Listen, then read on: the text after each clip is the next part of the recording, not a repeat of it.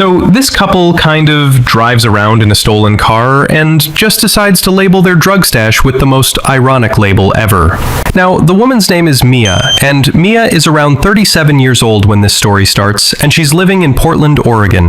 Now, Mia, she's got all kinds of problems. I mean, I guess she's struggling with whatever's going on in her life, you know, and she's got this guy with her named Reginald. Reginald's around 35 years old, and I don't know their whole life story, but things are clearly not going great for them, because here they are in October 2024, riding around Portland in a stolen 1994 Ford Taurus. Like, of all the cars to steal, they pick a beat-up Taurus from 1994, and they've messed up the ignition to hotwire it or whatever, so they're just cruising around in this stolen beater. But then, one night on October 8th, 2024, Reginald's driving this stolen car through Southeast Portland with Mia in the passenger seat. And it's like 1:15 in the morning, and I guess they're thinking they're just gonna have a chill night or something. But here's the thing. A Portland cop is out patrolling, and he runs the plates on their Ford Taurus, and boom, the plates come back as stolen. So the cop's like, "Oh, well, this is gonna be easy." And he pulls them over near Southeast 162nd and Division Street. And Reginald and Mia, they're probably sitting there like, "Oh shit, this is not good." So the cop walks up to the car and he's like, "Step out of the vehicle." And both of them get out. And right away, the cop starts searching them. And what does he find on Reginald? Well, Reginald's got a loaded .357 revolver in his pocket. A loaded gun. Like, he's just walking around with this thing in his pocket. Plus, he's got a bag of methamphetamine on him. And get this, he's also carrying $1,360 in cash. Just straight up cash in his pocket. And then there's Mia.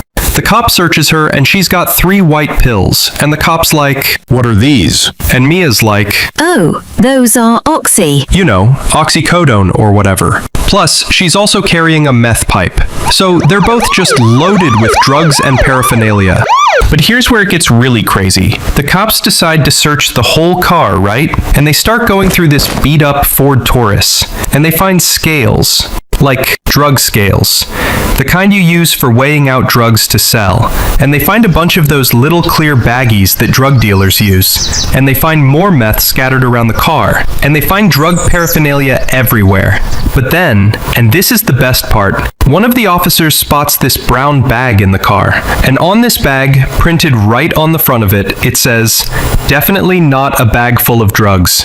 Like, that's literally what it says. Definitely not a bag full of drugs. And the cop's probably looking at this bag thinking, "Is this some kind of joke?"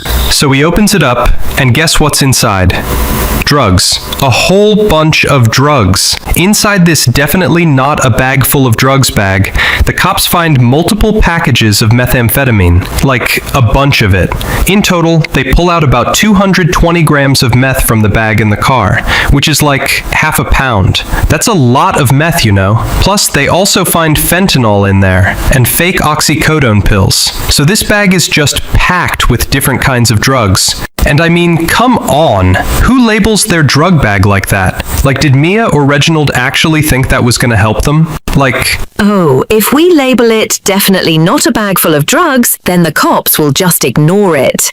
that's the dumbest logic ever. It's like putting a sign on stolen money that says, "Definitely not stolen money," and expecting everyone to believe you. And honestly, it's kind of hilarious. I guess maybe they thought it was funny, or maybe they got it as a joke gift or something and then actually started using it for drugs. I don't know. But whatever the reason, it definitely did not work out for them. Like, at all. So the cops find all this stuff. The gun, the cash, the meth, the fentanyl, the scales, the baggies, and of course the ironically labeled bag. And they're probably like, "Well, this is the easiest drug bust we've ever done." because Mia and Reginald basically gift-wrapped the evidence for them. And so bam, Reginald gets arrested and charged with delivery of methamphetamine, unlawful possession of methamphetamine, unauthorized use of a vehicle, and possession of a stolen vehicle. And here's Reginald's mugshot. And here's Mia's mugshot. Mia gets released and they don't charge her. Reginald's looking at serious prison time.